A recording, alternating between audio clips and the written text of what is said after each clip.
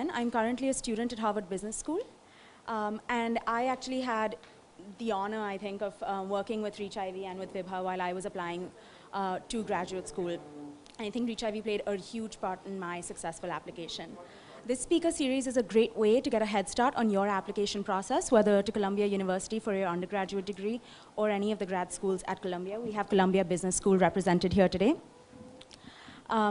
Like I mentioned, I had the opportunity to work with ReachIV, and so I'm really honored to introduce Vibha and ReachIV today. As most of you know, ReachIV is a premium educational advisory firm that helps aspiring applicants apply to top-tier educational institutions all over the world. Vibha Kagzi is the founder and CEO or Chief Education Officer of ReachIV. Vibha holds an MBA from the Harvard Business School and a Bachelor of Science degree from Carnegie Mellon University. She's also pursued courses at the University of California, Berkeley, the London School of Economics, and the Indian School of Business. These experiences all over the globe have given her unique insights that she shares with all the applicants that go through ReachIV. Vibha's dream of providing young minds holistic guidance so that they can have successful applications to top-tier universities has resulted in this entrepreneurial endeavor of hers, ReachIV. Her professional experience includes finance, fashion, media, and PR. She worked at BlackRock Securities in New York and established an Indian office for a California-based hedge fund.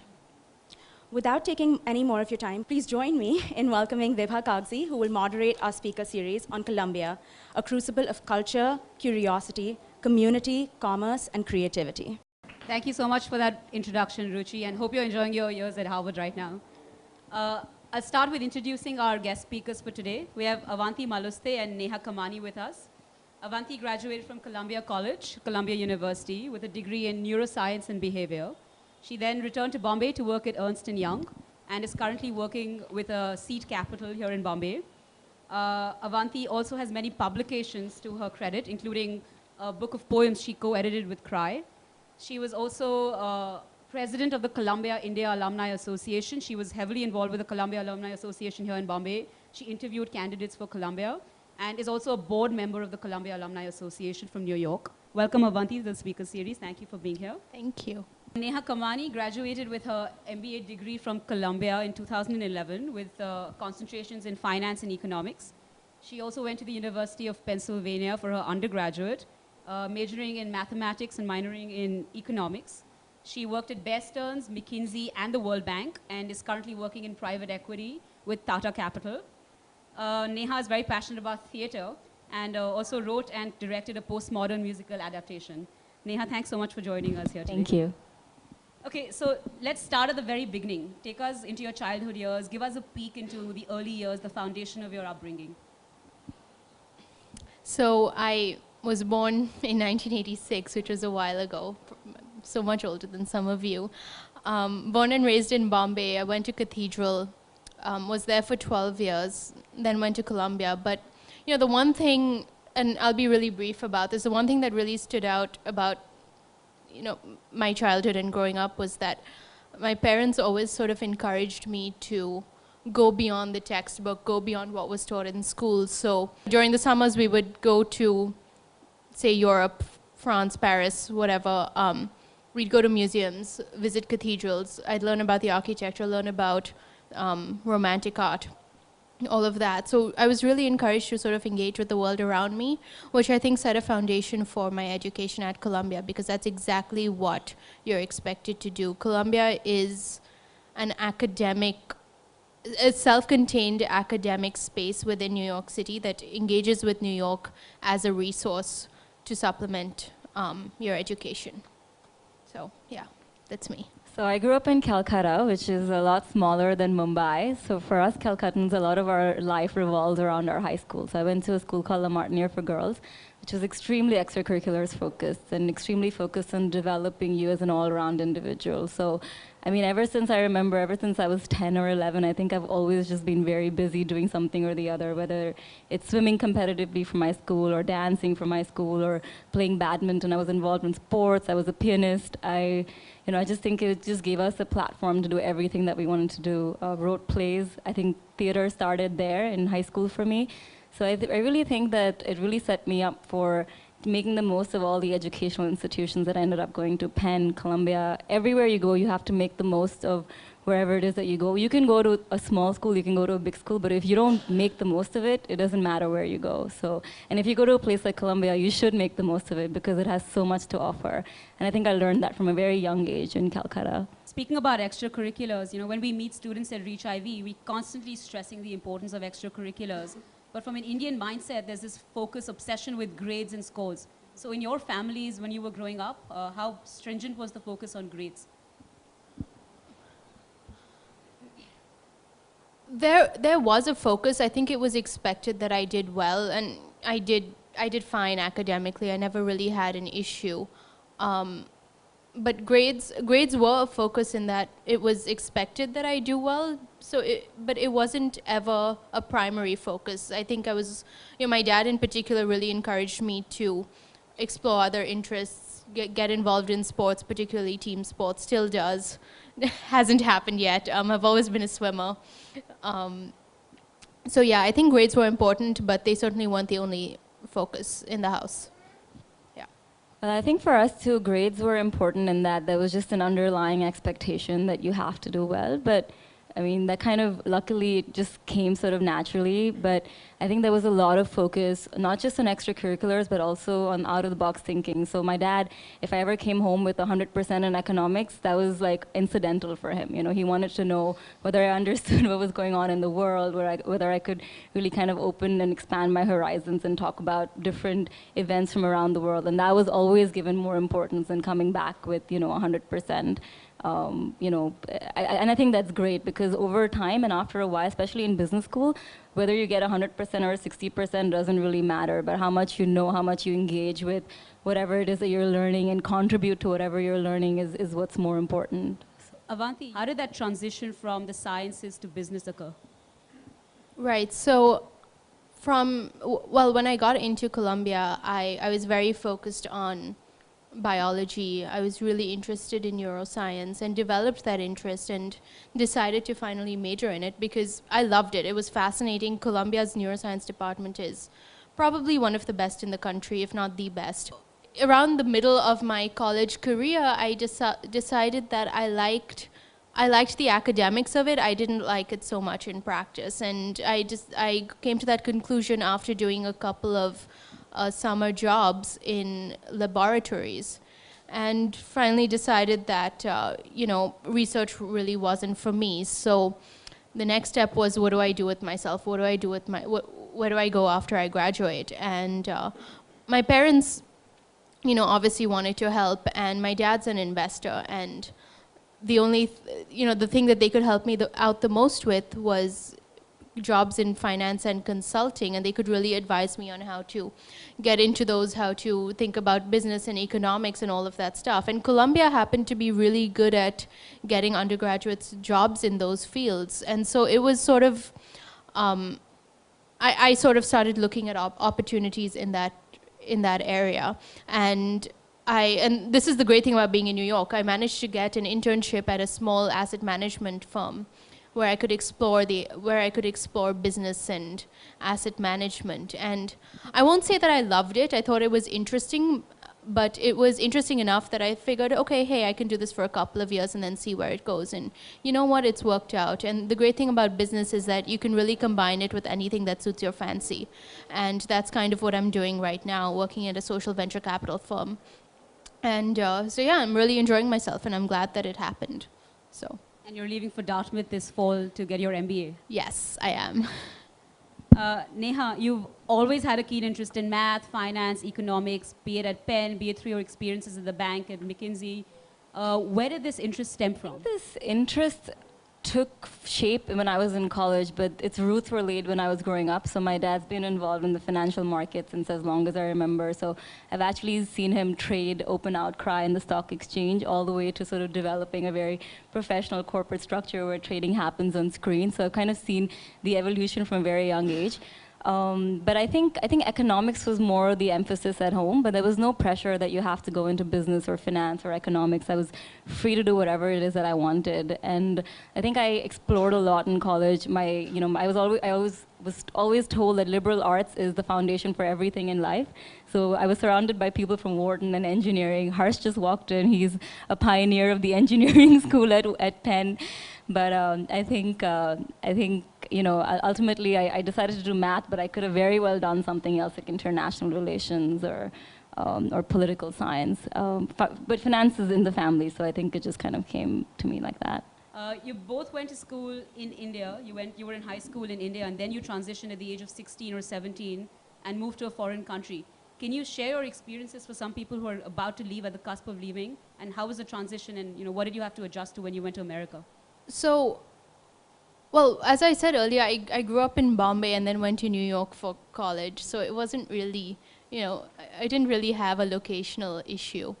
But I think if I had to pinpoint something, my biggest transition had to be within academics. So in the Indian education system, as I'm sure most of you know, it's very focused on rote learning. The fundamental assumption is that if theories are established, you don't challenge them. And in the United States, more often than not, the idea is if there's a theory that's been established, it's actually just kind of a hypothesis and you're free to challenge it as much as you like. So that was kind of the dichotomy I faced. In some ways, I think the Indian education system prepared me really well. So I had a really solid grounding in science and did really well in my science classes. But Columbia has this part of the curriculum, the undergraduate school has this part of the curriculum called the core, where you study the evolution of literature, art, and music through the ages. And that requires a lot of critical, out-of-the-box thinking. And a lot of academic writing, which I really wasn't prepared for. And I didn't know I wasn't prepared for it until I got to Columbia. At Cathedral, I was editor of the newspaper. There, I was getting top grades in English. And my English teachers loved me. And so it came as a bit of a shock that I wasn't, that my writing wasn't up to speed. And the reason why it wasn't up to speed was that I wasn't very structured in the way that I wrote. I had a great command of the language, but I just couldn't structure my essays until my professor sat me down and said, hey, this is how you do it. This is what I want to see, ABC. Go home, rewrite this, and bring it back to me. And so that's. So you went from being a star student at Cathedral to getting a B on your first paper. A B minus. A B minus, wow. Yeah. Okay. It's a sharp memory. Yeah, it was fun.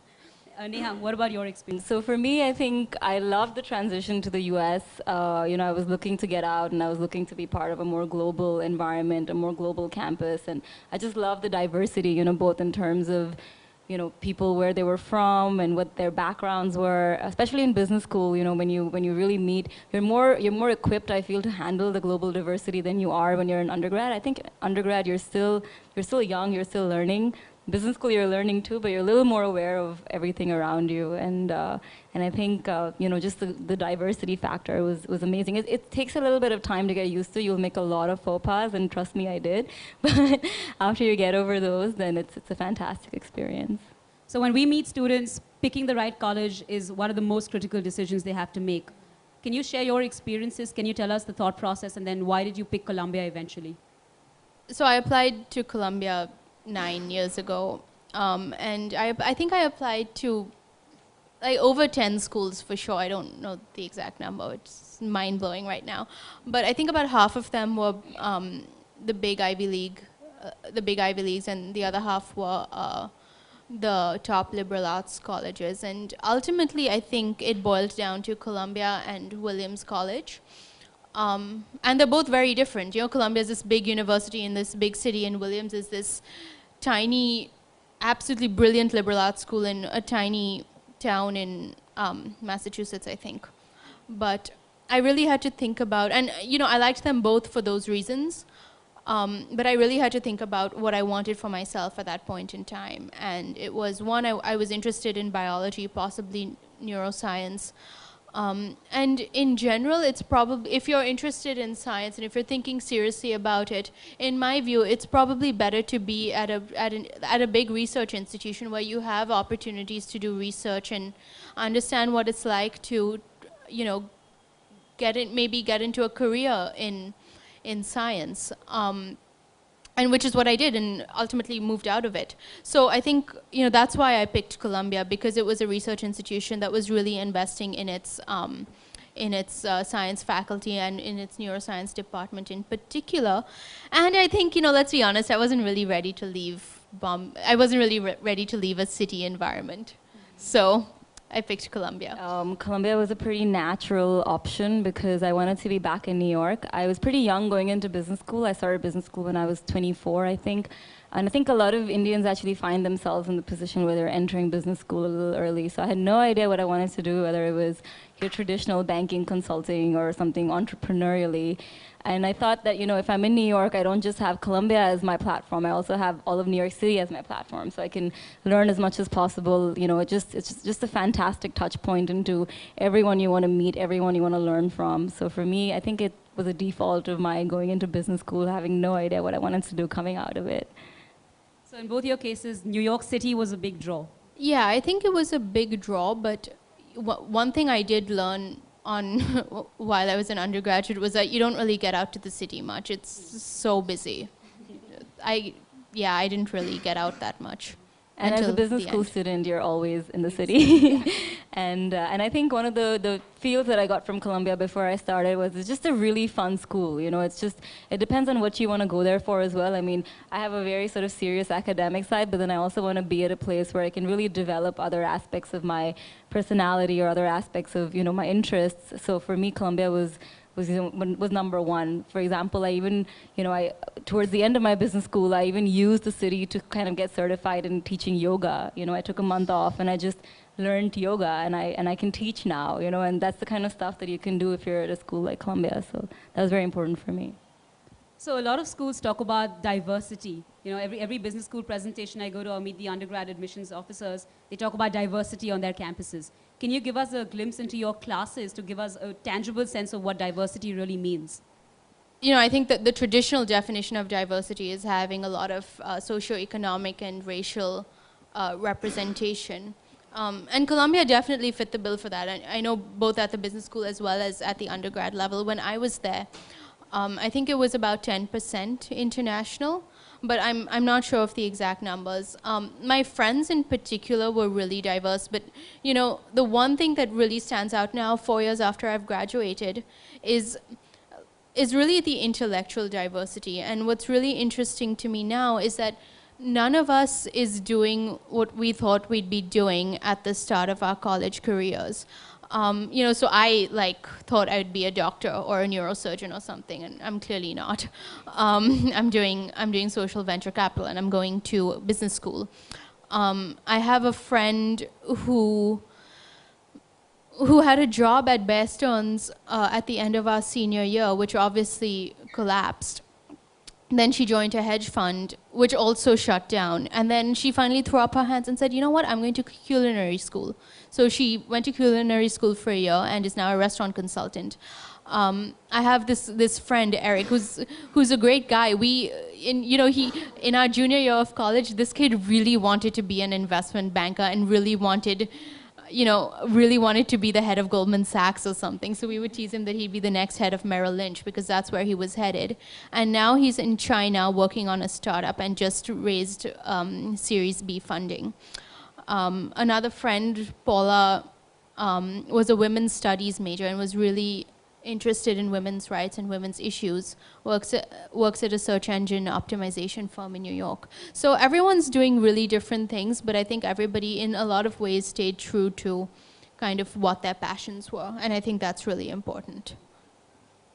They try to design the business school so that every cluster that you're part of, so in the first year they divide, I think 350 of us or whatever, into 8 clusters. And within clusters, each cluster is supposed to represent the diversity of the school, and within that they'll divide you further into study teams, and each team is supposed to represent the diversity of the school. So in many ways it does. So I'll give you a picture of what my study team looked like, and so you can kind of extrapolate how diverse the school was. So we had one person who was 35, you know, I think way too old for business school, but he was still there. He wanted to be a food entrepreneur, so something in the restaurant space, but had not done nothing of that sort till then. And right now, I think he took up a stint with Moët Hennessy for a couple of months, and now he's starting his own sort of organic foods network in New York City, and I heard it's doing really well. And the other person was straight up Goldman Sachs investment banking, TPG, private equity, the works, just sort of straight up, like, very good resume, kind of, perfect business school candidate. Not like yours. No, actually. He had like 7-8 years of work ex, a complete rock star. Then the third person was this girl who managed the logistics network all over China. This is going to sound wrong, but every study team in Columbia has your token Asian, or your token person not from the US. And actually, it's a really good learning process, because chances are the first couple of months, you're not going to be able to communicate with that person. Like, you're doing your own thing, and she's kind of gone and done the whole assignment, 2 weeks before it's supposed to be done. So very typical things like that will happen, but then you ultimately end up working with them well, and you're learning so much from them. I mean, anything Asia related, she was the boss, so. But even apart from that, Columbia is pictured as a very sort of business and finance school, but you get so many people who end up working for Bloomingdale's or Macy's or, designers even in New York City. They just, even though it's not through campus, they just walk into anybody's office and they, set up an appointment with, Eli Tahari or whatever, and like the next thing you know, they're doing retail merchandising. So it's just a very, very diverse campus, and I think a higher ratio of women than other schools, so you'll see a lot more focus on retail, fashion, all of that at Columbia. So there's a lot of curiosity about what is it like to spend a day on one of these campuses. Can you just share your experiences? Like, I know there's no classic typical day, but just give us a glimpse into a day at university. It was always, the one thing I remember is that it was always packed, and I didn't have time to breathe. Even though when I look back, and particularly when I interview students and I tell them about things, the cool things about Columbia, like this one class with this historian who teaches a class called The History of New York, where he takes, where one night he'll take all of his students, 150 of them, on a midnight bike tour of New York City. So everybody rents bikes and just goes all over the 5 boroughs and has a whale of a time. And I wish I'd done that, but the fact is, like, I literally had no time. And I'm feeling really self-conscious saying that after, I don't know if you guys have read that New York Times article about being busy and how contrived the term is. Did you? No? Okay, never mind. Anyway, back to actually answer the question, I'd typically have class in the morning about 10:30, then in the afternoon around 2, and sometimes in the evening around 6. But in between, I would alternate that. I would probably either do homework, prepare for the next class, prepare for a group meeting. I was part of a couple of campus groups, or prepare for a job interview. Or, on certain days, I would have a job on campus. Well, once I had a job on campus at a lab, and then another year, I had a job at an asset management firm. So I'd go to one of those. And when I had downtime on the weekends or on Friday, we have no classes on Friday, by the way, guys. It's the one good thing about, one of the many good things about Columbia. I'd be hanging out with friends, going out to see the city. One thing that was really actually very cool was that this art history, I think I've mentioned this before already, but this art history class, sometimes I'd actually have to go to the museums and look at a work of art and write a paper on it. So I'd use the weekends to do that, typically, and to sometimes go with friends a lot of the time. So yeah, it was really fun. I really enjoyed it. I think with business school, everybody's experience can be very different. Like, if you're going in to be sort of a straight-up entrepreneur, you'll have a very different schedule than somebody going in to do asset management versus somebody going to do investment banking. But I didn't know what I wanted to do, so I'll tell you about what my typical day looked like. So you can essentially divide business school into 3 parts. So the first part is the first semester. The second part is the second semester, and the third part is the second year.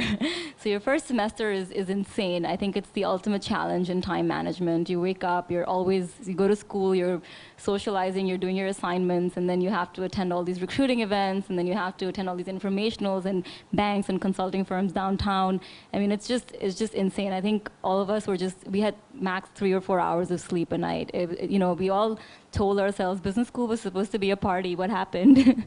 So it's a big reality check, and I think it really trains you well for even post-business school life. The second semester, the first half is focused on campus recruiting, if that's what you're doing. So it's very intense. I think there was one week in which because I was interviewing for all these different. So if you're just doing investment banking, you'll have your 10 interviews and you'll be done. But I was interviewing for investment banking, sales and trading, asset management, consulting. I think I can work in the career services department now. I think that's how many places I recruited at. So you'll spend a lot of time doing that your first half. But then once you're set with that, then, everybody just kind of, you almost feel the tension releasing from the university air.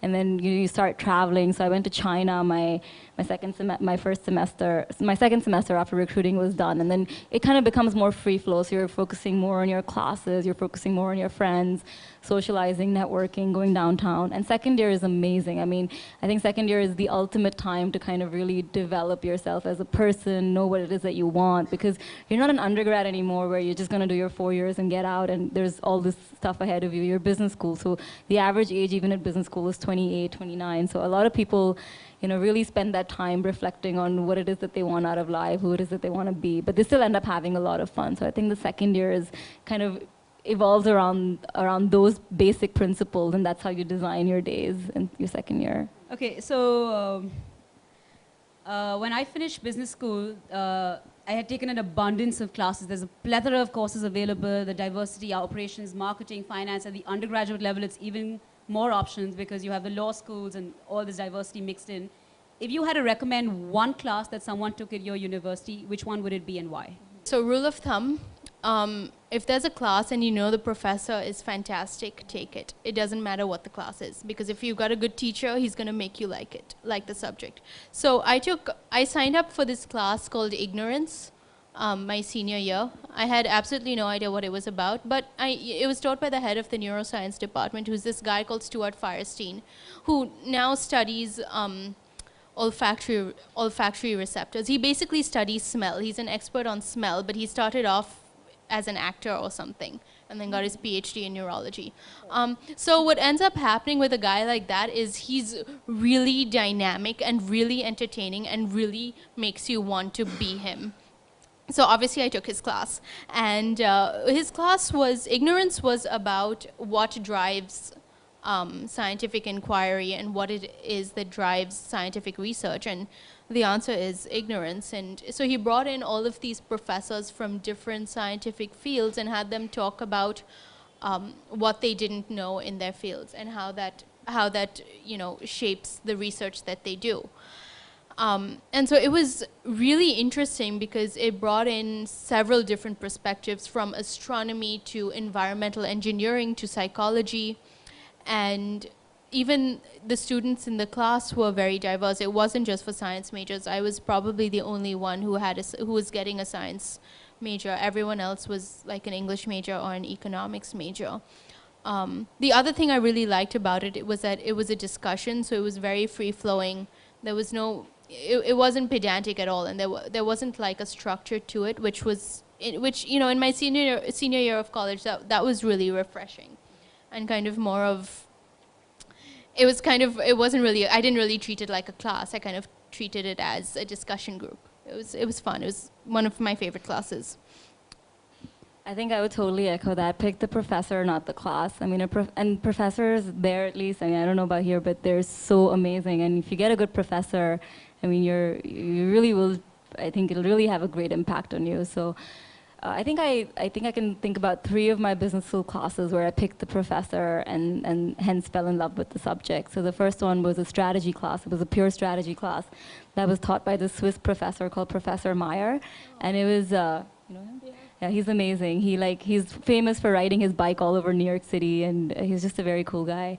And so we were doing plain strategy, so we studied everything from Pizza Hut to McDonald's to, a cement company in Mexico to Tata. I think we studied everything under him. It was a fantastic experience, and he's very dynamic, he's an orchestra. I feel like I can compare him to somebody who can run an orchestra. He's just brilliant at it. He'll stand in the middle of class, he'll say 5 things, but he'll just invite everybody to participate in this very engaging manner that just makes the subject come alive.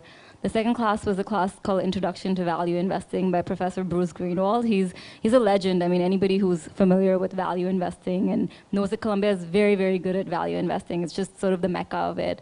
So this guy is like this short. He has a fake stomach because I think he drank too much or something, and then he had to he had a fake stomach. He's crazy, but he's brilliant. He's just the most brilliant person. And anything that you ever thought you knew about investing, he's gonna take it and he's gonna really throw it out of the window.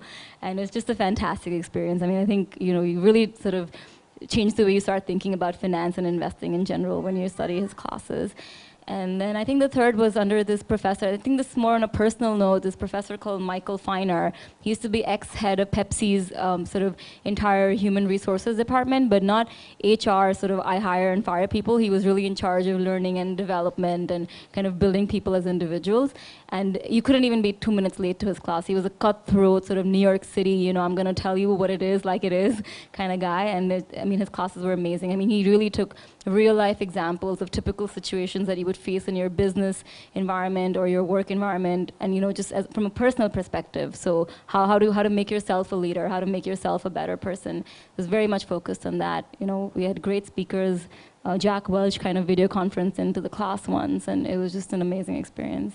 So at Reach Ivy, we've created this video library where we've interviewed students at the top schools at 30-minute interview slots. And the Columbia video actually stands out because the student talks about all the travel opportunities available at Columbia. So would you echo his view? Is there a lot of travel opportunities, and can you share how the school facilitates these opportunities? Yes, so at the undergraduate level, there definitely is a lot of opportunity to travel and learn. I didn't actually use any of them because I wanted to stay in New York as much as possible and get as much as I could out of the city.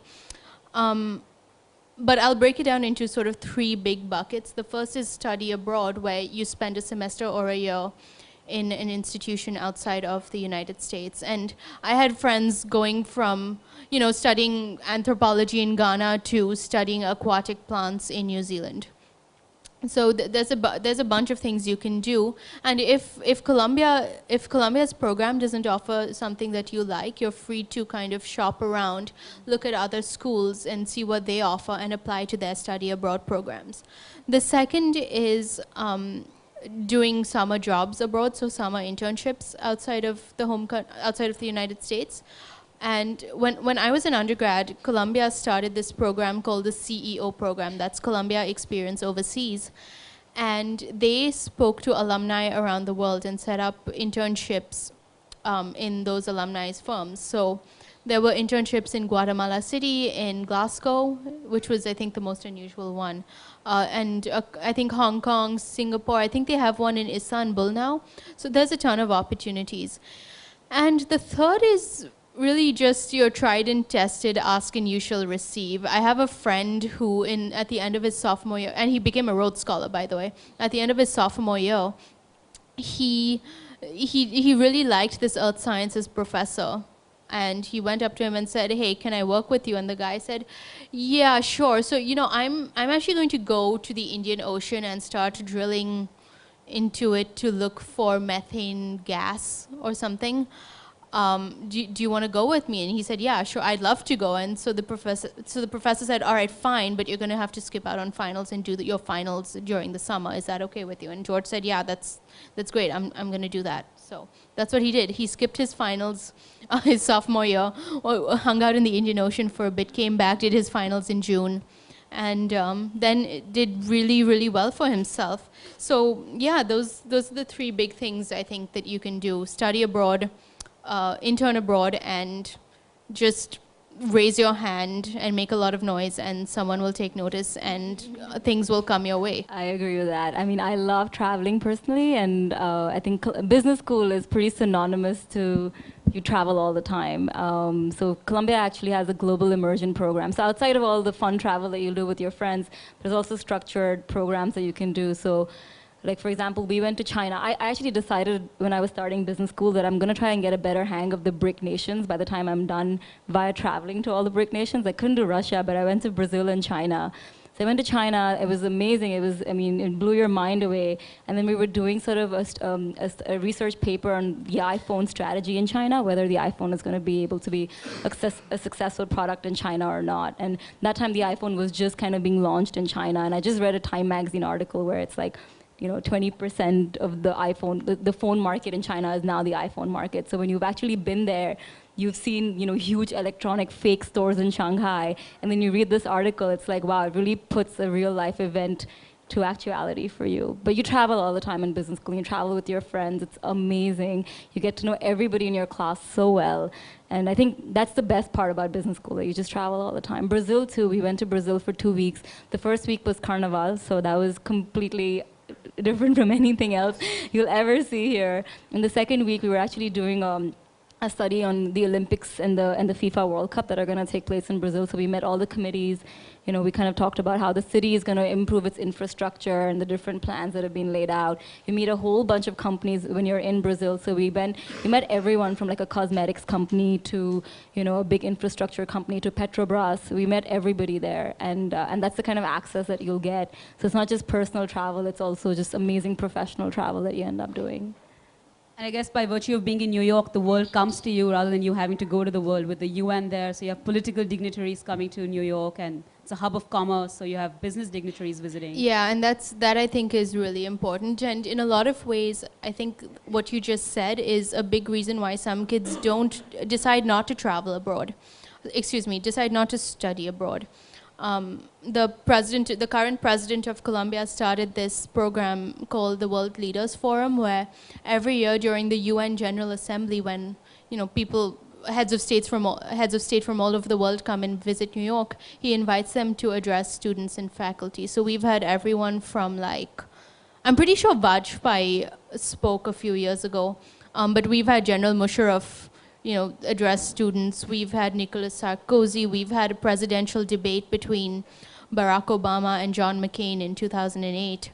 We've had, perhaps most infamously, we had Mahmoud Ahmadinejad, the president of Iran, come and speak to students. So there's a lot going on. There's a lot going on campus, and it's really focused on it's really focused on interfacing with the outside world and really making it interactive for students. So Neha, CBS has a very perceived as a finance school, with Warren Buffett being an alumnus and New York being a financial hub. Would you recommend Columbia Business School for someone who wants to be an entrepreneur? Absolutely. I think this whole finance consulting air that Columbia takes is actually, maybe it's just Columbia's marketing strategy, I don't know. 30% of the class goes in for something entrepreneurial at Columbia, especially now that the markets are so bad and people are not finding traditional things to do. It's actually really amazing because it's giving rise to this new burst of creativity at these schools that was not there maybe in '07 when everything was sort of Wall Street driven. Well, Professor Lowe, who's supposed to be this amazing entrepreneurship professor, I never actually took a class with him, but I still remember what he said. He's like, if you're not an entrepreneur, we want you to be one, and if you don't want to be one, we still want you to be one. So there is that environment where you can go and incubate a business. I know so many people who started businesses out of Columbia. One of my friends, she worked for Groupon for a while, but now she started her own online company in London. Then I have a friend whose family business is in pharmaceuticals in New Jersey, and he kind of took it to a really, really next level when he was at Columbia. He got, he really kind of, I think he's going to IPO soon. I mean, I think he made it that big, just with the kind of touch points that you have at the school. Another friend of mine, ex-Microsoft guy, has now launched this social media marketing platform, which Columbia gave him sort of millions of dollars for. So whether you need funding or whether you don't need funding, you're still in a place where you have access to everything that it is that you want. It's just the difference that I would just point out is that if you go to a school like Stanford, then the entire sort of the entire air around it is focused on tech entrepreneurship. You're not going to get that at Columbia, but if you want to, move away a little bit from this communal sort of push towards banking, consulting, or whatever, then there's this amazing world of entrepreneurship that you can avail of. Avanti, you were president of the Columbia India Alumni Association for 3 years. Can you share some of the initiatives you took on as club leadership, and how did the alumni also contribute to your personal development and growth? Okay, so I'll take the first part of that question. I moved back in '08 and I really missed college. It was a drastic change in lifestyle. I moved home, started a job. Markets were bad. It just wasn't the best environment to be in. I'd left all my friends back in New York, and so they were all going through their post-college early development process together, and I was stuck here alone, and I really wanted to find a way to stay engaged with Columbia. So I knew we had an alumni association here, but it wasn't really doing much. So I kick-started it by kind of organizing events at various restaurants around the city. And that kind of snowballed into wine tastings at art galleries and speaking events with professors who would visit. Like we recently hosted Professor Nicholas Dirks, who's now one of the vice presidents at Columbia, and a scholar on on anthropology and Indian history. Excuse me. We've had Pulitzer Prize winner Geeta Anand speak and address people and talk about this book that she'd written, which didn't get her the prize, but it was an amazing book, and she shared her experiences writing that book. So we do a number of events. The second question, which is how have the alumni helped me, I think there's no short answer to this, but I will say that I was really touched by how much faith a bunch of people who are significantly older than me, how much faith these people put in my ability to start and lead an organization.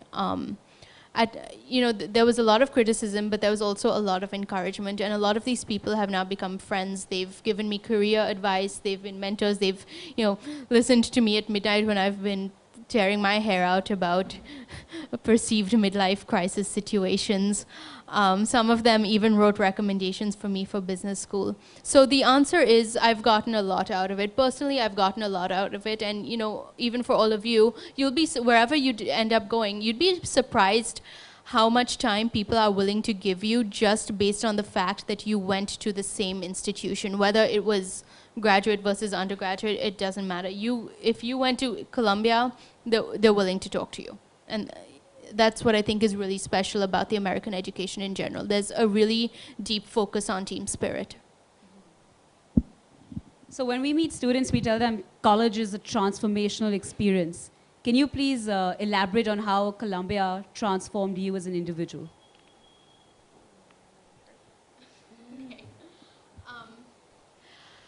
I think in three big ways. So growing up, I wasn't the most proactive kid around. I think things sort of just happened to me, and I ended up getting lucky in a lot of ways.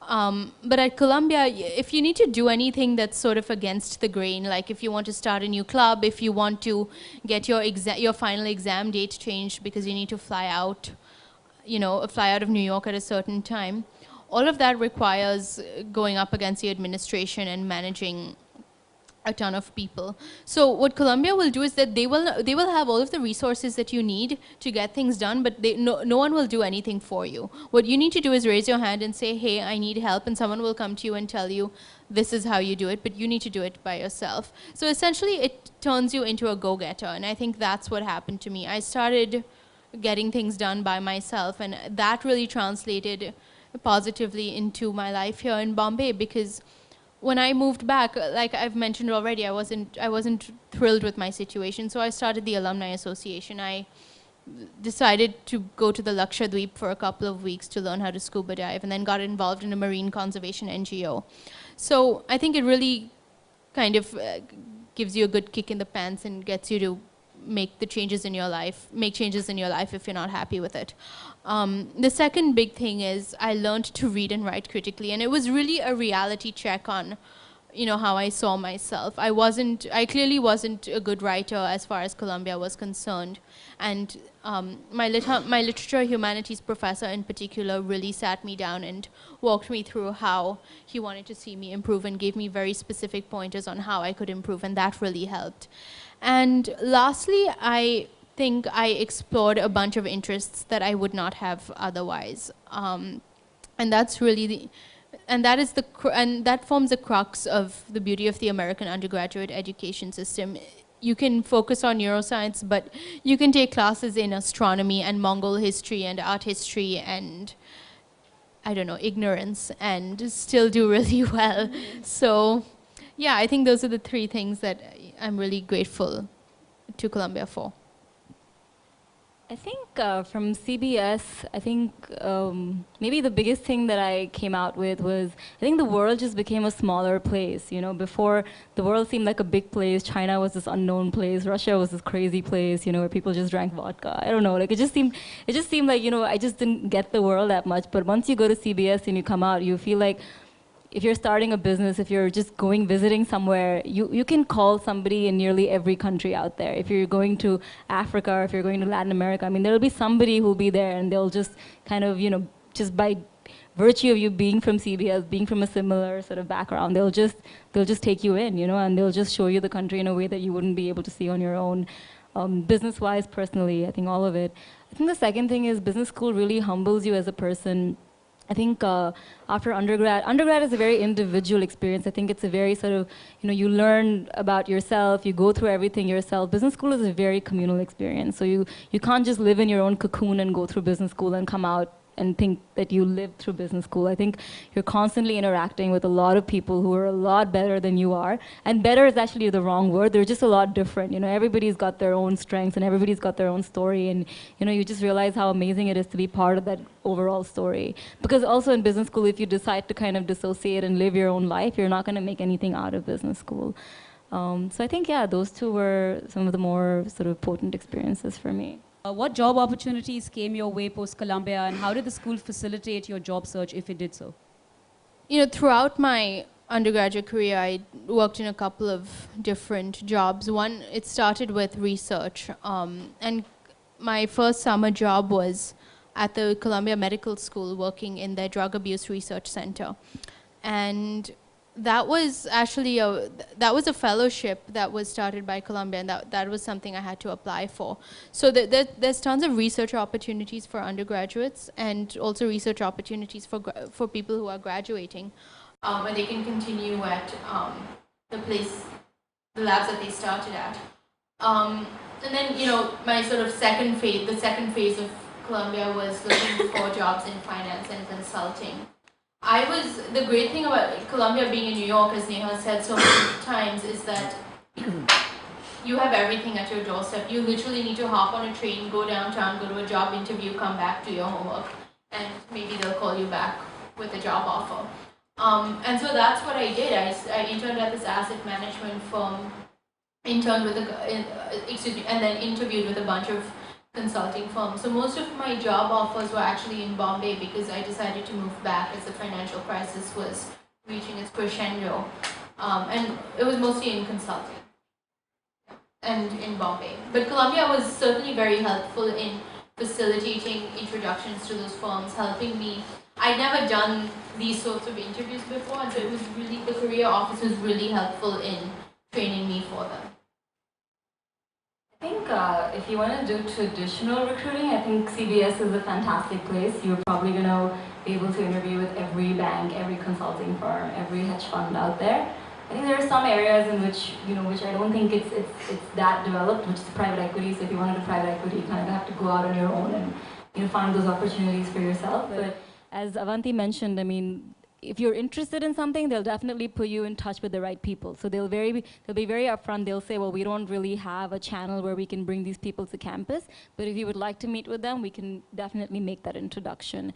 And I mean, the New York advantage, you just have to drop people an email, and if you're from Columbia, everybody will open their doors for you. I mean, I know people who literally emailed people in the Soros hedge fund, and they were, I mean, somebody third or fourth in line in the Soros hedge fund, and they were doing unpaid internships there, which is amazing. I mean, they could see George Soros sort of walking across the floor. And so that's just the kind of stuff that you can do there. It's just, it all depends also on how much initiative you take. If you're willing to take initiative, the world is at your doorstep. So Neha, you already worked in marquee organizations before Columbia. You'd worked at McKinsey, Bear Stearns, the World Bank in Washington, D.C. How did Columbia Business School further your career graph? So actually, I didn't have a very traditional path going into business school. I had done a year at Bear Stearns. Bear Stearns collapsed, and so then after that, I went and did sort of more macro government strategy work at the World Bank. It was still quantitative, so I was doing government debt management, currency risk, all of that, working with finance ministries. So when I went to Columbia, I had no clue what I wanted to do. I swear, when I say that, I had no clue, and whatever I wrote in my application is not what I ended up doing. which will happen to 80% of us. And so, I think Columbia was very helpful in sort of, catering to that confusion. I think they were very open to the idea of scheduling different, meetings, different kind of interviews. And I think McKinsey actually happened in the summer of business school. So I think I had offers from a diverse range of people. Like I had, a sales and trading offer. I had an offer from PIMCO for asset management. I had, a couple of different things lined up, but I ended up, doing McKinsey because I thought that, if you're confused, be a consultant, right? So I think it worked out well. Avanti, you had a transition phase going from Bombay to Columbia, and then you finished Columbia and moved back to Bombay. So can you share the transition phase back to Bombay with us, please? Yeah, I think it was tough. I'm not going to lie. It was tough. I already said this, that a lot of my friends were back in New York struggling to keep their finance jobs, but they were going through it together. And I was here in Bombay at a management consulting firm at A.T. Kearney, trying to figure out just a completely different cultural system from what I had been immersed in 4 years. And I think that was a lot more challenging than I had anticipated, because I think as an undergraduate, between 18 and 22, you change and you grow a lot. And if you've spent all of that time away from home, away from your home base, I think that diversion is even greater than what you would expect. So yeah, it was tough, but one of the great things about Columbia, as I mentioned already, was that it kind of makes you want to, if you need to change your situation, you get up and do it yourself. It kind of teaches you to do that. So that's pretty much what I did. I tried to stay as engaged as I possibly could at work. I started the Columbia Alumni Association. I went scuba diving, started working with this NGO, and things sort of worked out, and then things started to flow naturally, and I started meeting more people and enjoying myself a lot more. So as we bring the professional section to a close, can you just share with us one or two concrete ways in which you've applied learnings from Columbia, from your undergraduate experience and from your business school experience in your professional life? How did your college learnings translate into the professional realm? I think one of the things about consulting is that, like Neha said, if you're confused, be a consultant. And the fundamental assumption there is that you work with clients from every single industry possible. And over the 3 years I worked at Kearney, I was working in cement, in retail, in IT strategy, in water management. So that really kind of makes you learn things it makes you a really fast learner, and you have to really pick up sort of the key points of everything very quickly so that you can go to a client with a straight face and say, hey, I know what I'm talking about. And I think Columbia helped me in that way, because I majored in neuro, but I really had to get into learning economics and accounting and finance and all of this stuff about 2 years later than all of my peers. So I really had to redouble my efforts at Columbia, and that really helped me in consulting, because I think that made me a really fast learner and helped me kind of figure out exactly what I needed to know and take that forward, yeah. What I've discovered is that working in India, India in general is a completely different beast. It's just, the ultimate kind of learning curve, especially if you've been away for a long time. And I think in India, to be successful, you have to be very entrepreneurial, whether you're working for somebody or whether you're working on your own. So I do private equity, and it's not as simple as in the US where all the companies' financials are available, and there's a very sort of ABC approach to figuring out whether you want to invest in the company or not. In India, you don't even know who the companies are, So it's sort of running. What I feel like, being in a 5-person private equity shop, you're essentially part of running the team that's running a fund, instead of sort of being a team that's part of a larger conglomerate that's sort of at the bottom of the totem pole. Here, you do everything, so you have to be very resourceful. And I think that's what business school teaches you, is that nothing comes easy. And in business school, if you want anything, you have to be resourceful. If there's something you want to learn, you have to email someone and you have to set up time. And I think out of undergrad, those things don't naturally come to you, whereas in business school, you have to do that. And in India, it's very essential to be able to pick up the phone and call someone, or to be able to find out what the right contact points are to be able to get to someone. And even information, there's no information really available out there. So how do you piece together information from basically an area where there is very limited? availability of that. Also, I think attitude, in India, you need to be very patient. In the US and in New York, you get so used to everything coming to you at the drop of a hat. You want data, it's there. You want to get something done, it's there. In India, everything takes time. Even though we have staff, we have resources, in India, it's just a different animal altogether. And I think in business school, you kind of get to become very patient, and not everything goes your way, whether socially or whether, professionally, and you will face setbacks because it is a very, very real life learning space that you get for those 2 years, And so I really think that it's really helped me navigate sort of a very eventful year. I also got married in February, so I just moved back in July, got married in February. So it's been a very eventful year for me, and I think, just that level of sort of resilience that business school gives you helps you carry through a lot of different things that will come your way. There must be something remarkable about India, because all three of us left India, went, did our undergraduate degrees, came back, went, did our MBAs, and Avanti is leaving now, and hopefully you'll be back, do something in India as well. Okay, let's move on to the application process. Columbia, of course, is very, very competitive. At the undergraduate level, last published acceptance rate was 6% acceptance. What do you think stood out in your application? Can you just highlight 2 or 3 key things that you think made your application stand out? Vibha, I'm going to be really honest. I don't know what made my application stand out, and I'd rather not speculate on it because what worked for me may not work for someone else, and what worked for me in 2003 may not work for someone else now. May not have worked for me in another year. But this was 9 years ago, so before this, I actually went back into the archives and dug up my old essays and reread my essays, and I'm a very different person now from what I was then, but what really stood out to me and what I realized about my essays was that they were really honest and really genuine, and I think that's what's important. Like, you need to be true to yourself. Yes, there's a 6% acceptance rate. Yes, there are 35,000 other applicants that you're competing against, and the numbers say it all, right? There's no point trying to second guess what somebody else is doing or what somebody else is writing, because that's a fruitless exercise. You'll never know. I think it's most important to just be as honest to yourself as you possibly can, and when you are, that'll come through. And if it doesn't work out at Columbia, it'll work out somewhere else, and you'll do really well there. Because ultimately, the admissions office wants to know that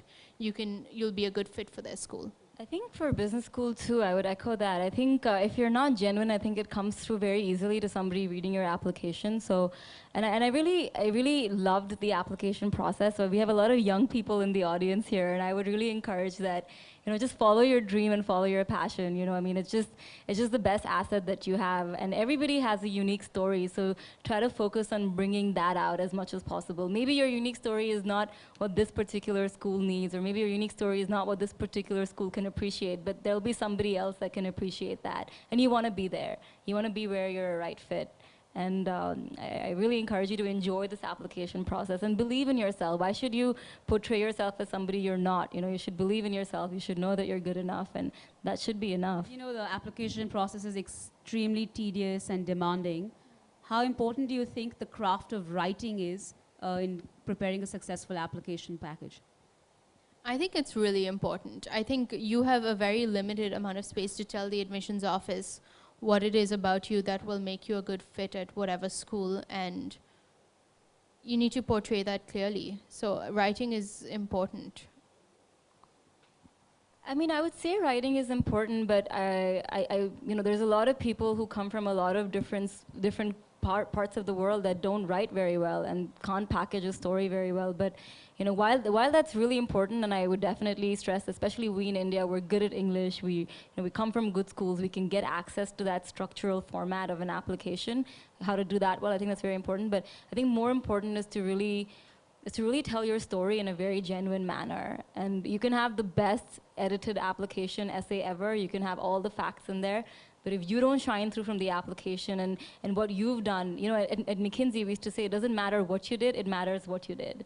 So if you can't tell me your story in a very genuine way, then you could have worked for all the marquee places. You could have done anything, but it's not going to matter. So I would really stress that. Another important aspect of the application process is the interview. And you've both interviewed candidates, and you've been on the other side of the table with someone interviewing you. So in all these years of interviewing experience, can you share some key highlights of what you think makes a successful interview? Yeah, so I'm going to talk just, well, I guess this applies to business school applicants as well. But, from my experience interviewing undergraduates, I think the three really important things that come through.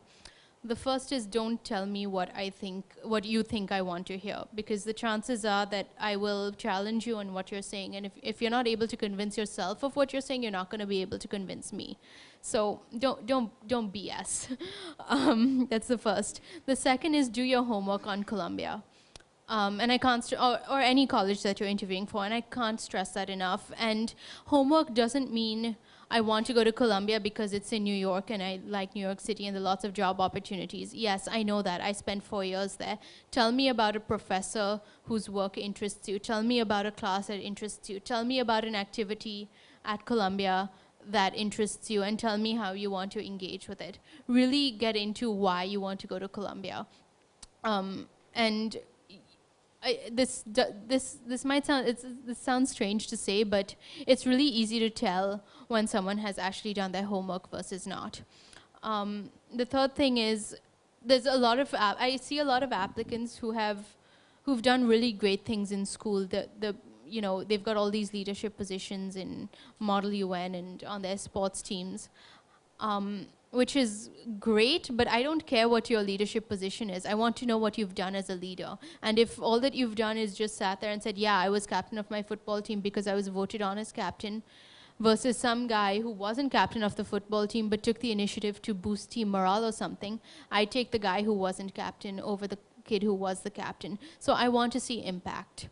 Impact is really important. Your position means nothing unless you've made a difference to an organization, your school, or someone's life. I think one of the key things that I look for is honesty, and I think my business school interview was very different from what do you like about Columbia Business School interview was. So I'll give you a different side of the story. It turned into just sort of a I interviewed in Washington, D.C., so I'll caveat this by saying that people in D.C. are a little weird. So they're always thinking a little bit sort of at the meta level. But it turned into sort of a discussion. The elections were going on then. It was 2008, I think. And it turned into a conversation on the turnover rate of leadership in different nations. So you don't have to stick to a format. You don't have to stick to a script. You can guide the interviewer. I think the best interviewers are when you start, as a person who is being interviewed, you start leading the interview. That's when you know you're doing a good interview.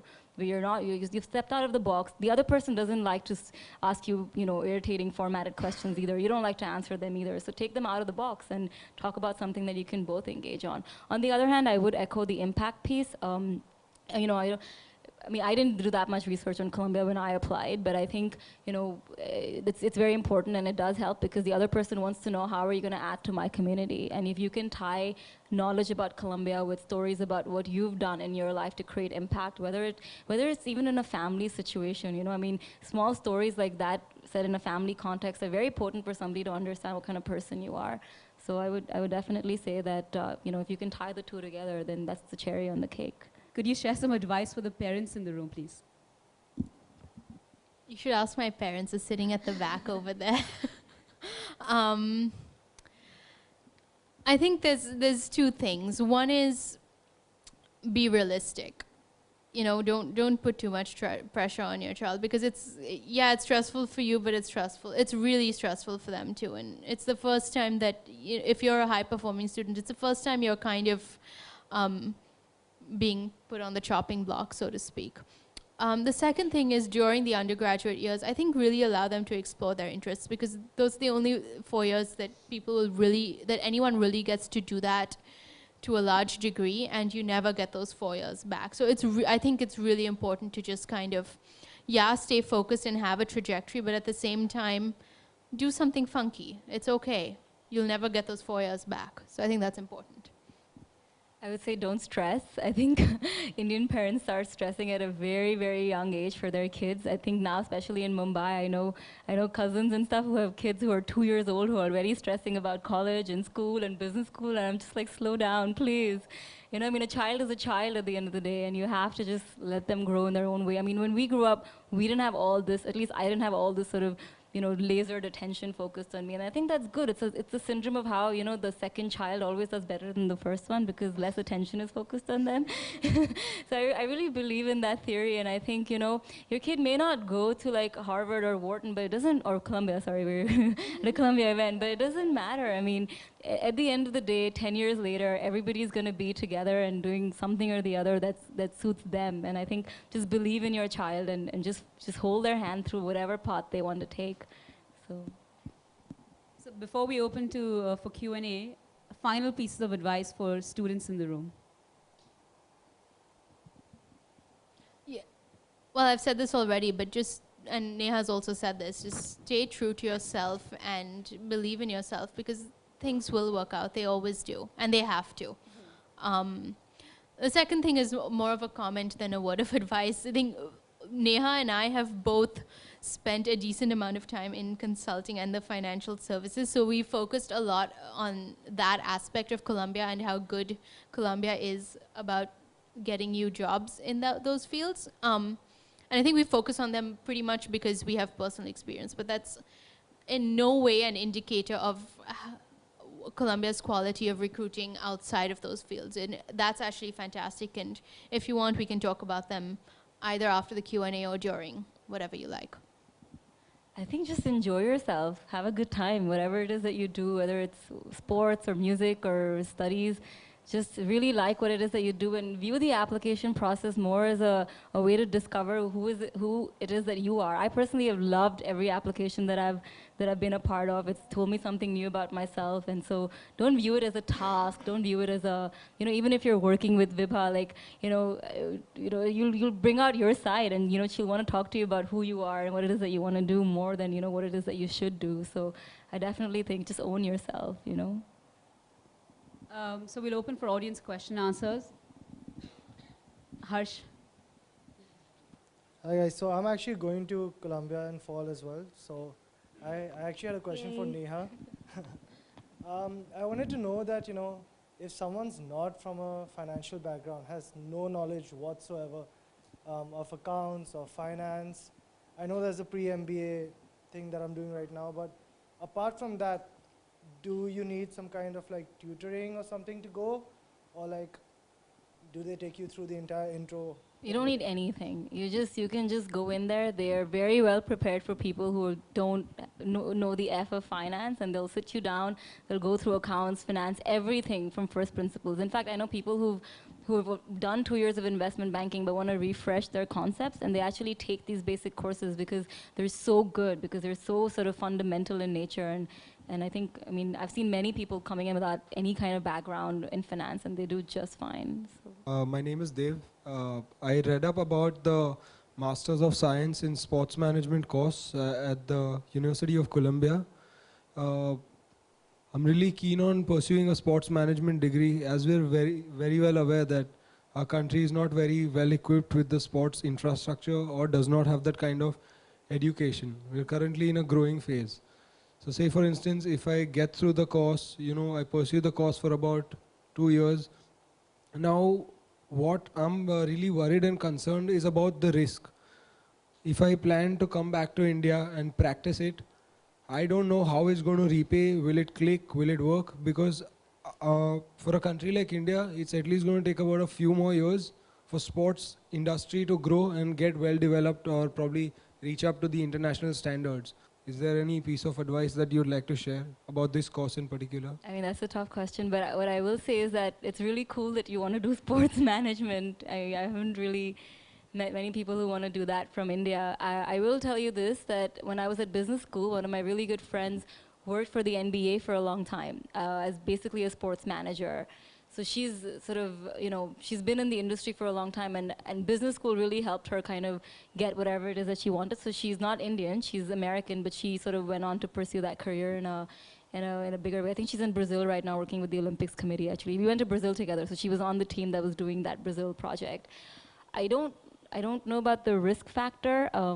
I think that's honestly a personal call that you'll have to make, whether you want to do it or not. But my honest advice to you would be, like, if you're interested in that, do it, you know. And Yeah, I'd strongly recommend you to follow your heart, because you're evaluating the risk of doing a profession that might not pay off monetarily.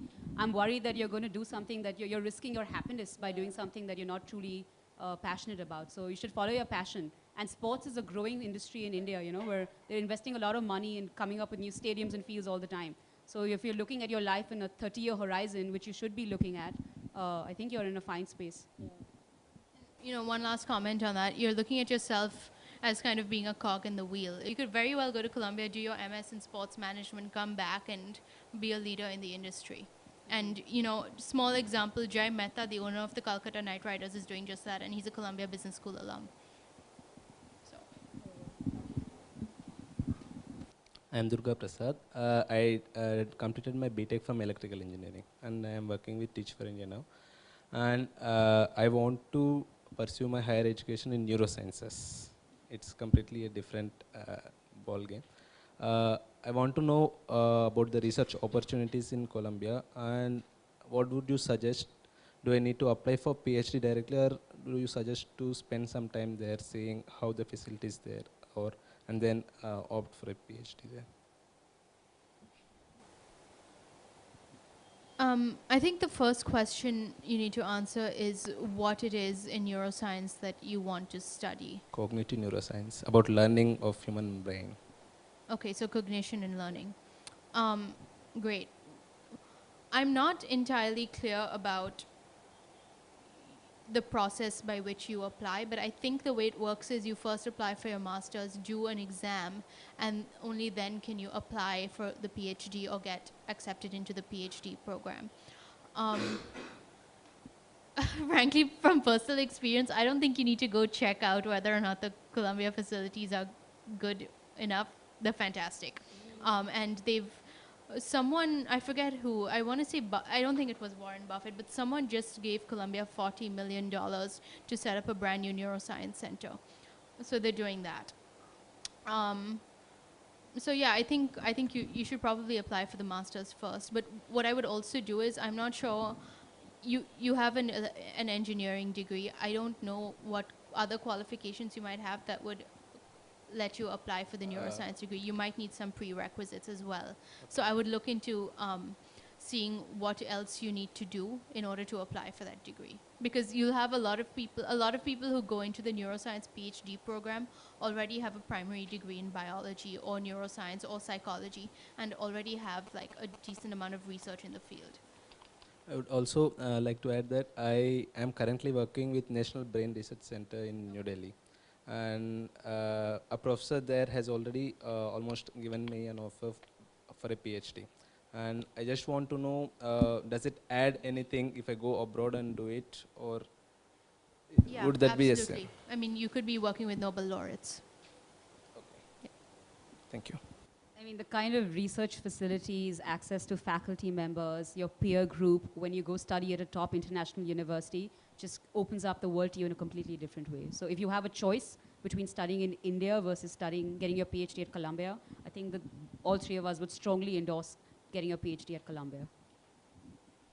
How important is reading? And I don't just mean reading books, but magazines or American magazines, Time, Fortune, what have you, to improve the level of English To improve your level of English. before applying for undergrad. My parents made me read it a lot. Not just that. I mean, even for the SAT exam. Even for the SAT. I think different people approach that conundrum differently. From personal experience, I was certainly reading The Economist, and maybe definitely Time magazine. I think also Newsweek and the New York Times. One, to keep abreast of what's going on in the world, and two, to improve my vocabulary and to buttress my SAT studying. It just made things more interesting. But I certainly don't think it's the only way to do it. I think you can also read really good fiction, for example, like really well-written fiction. But what I will say, though, is Columbia College, the liberal arts school at the undergraduate level, has a very strong emphasis on reading. There's a lot of reading in your first year. And and you're reading classics, you're reading the Iliad, you're reading the Odyssey, you're reading Greek tragedies, you're reading Shakespeare. So it's advisable to start early. But given your experience about the fact that when you got there, you thought you were a good English student, but when I guess your professor pulled you up and said, this is the way you should be doing it, what's any suggestions on what should be done for, I guess, students who haven't gone yet? Yeah, so, just my own personal experience was that I went to an ISC. I did the ICSC, which is very much, it's very pedagogical. It's very, focused on content and not so much on structure and assessing things critically, which was sort of problematic. And I think that led to my issue of being unable to structure a good essay. So I would focus on, so that might have been my issue. If your son's at the Ambani school, I think the IB kind of takes care of that. Yeah. Hi, I'm Priyanka, and I'm going into the IB at BD Somani International. I want to pursue liberal arts at the undergrad level. So there are a lot of elements of the whole application process. So there's the SAT scores, there's the personal statement, all of that. So could you rank it as well as you could from most important to least important? So we know there's the SAT scores, there's personal statement, there's the transcripts from 9 to 12 and all of that. So yeah, how does that work? How I don't know, but you've conducted interviews and stuff. I know, but I don't look at people's transcripts. I don't read their essays. I just talk to students. I just talk to applicants. And the admissions office is also, if you ask an admissions officer the same question, he's going to tell you that we don't really have, there's no system, there's no science to it. I will say, though, that it's all really important, but no one thing outweighs the other necessarily. You can have an amazing essay and you could have done amazing things and will have really bad grades and really bad SAT scores, and Columbia might take you in. Or on the flip side, you could have amazing grades, amazing SAT scores, but a really boring essay and you're not going to get in. So there's no right answer to this, but I really think that the thing that makes you stand out the most and the thing that gives the admissions office the best picture of who you are is the essays. So I think really focus on the essays and concentrating on who you are, because your grades might be great, but everybody else's grades are great too. That's not a big differentiator. But grades are important too. So the short answer to this is make sure you have the best grades, the best essays, the best resume, the best leadership positions, and you're fine, you'll get in. Before you applied to business school, you didn't know what you wanted to do. So how do you put that across in your essays? When you have to describe your long-term and short-term goals, how do you do that? Good question. So you're not that honest in your application. I mean, you don't know what it is that you definitely want to do, but you have some sense of, what it is that you would like to do. So you talk about what you like to do. So I have a good sense of what I want to do in the long run, so I basically fleshed that out and I let kind of my interest in that shine through. And in the short term, I was pretty honest. I said that I'm probably going to have, I didn't make it specific at all, ever. I didn't make anything career-oriented specific in my essays. I will caveat that by saying it sometimes works and it sometimes doesn't work. So, so for those short-term goals, I talked about, sort of a basic plan of action that I had, and I think that was fine for me. But I don't know. I mean, you'll have to see what Vibha says. So, sorry, I'm just going to jump in here to answer that question because I just went through the business school process, and she's right. What I wrote about, I wrote about environmental issues because that's what I'm passionate about, and I want to work in the water management industry. And it's honest in, an ideal world. In an ideal world, that's what I'd be doing. But, life changes a lot. And nobody's going to hold you to what you write in your essays, but just be genuine. Yeah, I wouldn't say it's being dishonest. I think things change as time goes on. So following up on the question that she had, how do you deal with the onslaught of recruiting opportunities? If you don't have a definitive post MBA career objective, how do you just basically go for every interview that's available on campus? Not really. I mean, you have some idea. I mean, at least you'll know whether if your range is as wide as retail versus investment banking, then it's a little bit of an issue. But if it's in the general vicinity of finance or in the general vicinity of marketing, then it's still, you can still work out a way where it works. I mean, it's very overwhelming, but everybody swims through it and comes out at the top. So I would just say don't stress about it. You know, there's such a crazy amount of opportunities available at business school. I strongly recommend fleshing out what it is you want to do before you go there, because when you get there, you're just lost in this crazy pool of opportunities. I mean, from retail to banking to consulting, you name it, name the industry, and they have a resource for you that you can tap into. So knowing what you want before going to business school is a good idea. Okay, I think we're running out of time. Thank you all so much for being here, and we'll keep you posted on our next speaker series. It's most likely going to be with Wharton, mid-August to end August. I'd like to really thank our speakers for being here. Avanti, thank you so much. It's been an absolute honor to have you both. Thank you, Neha.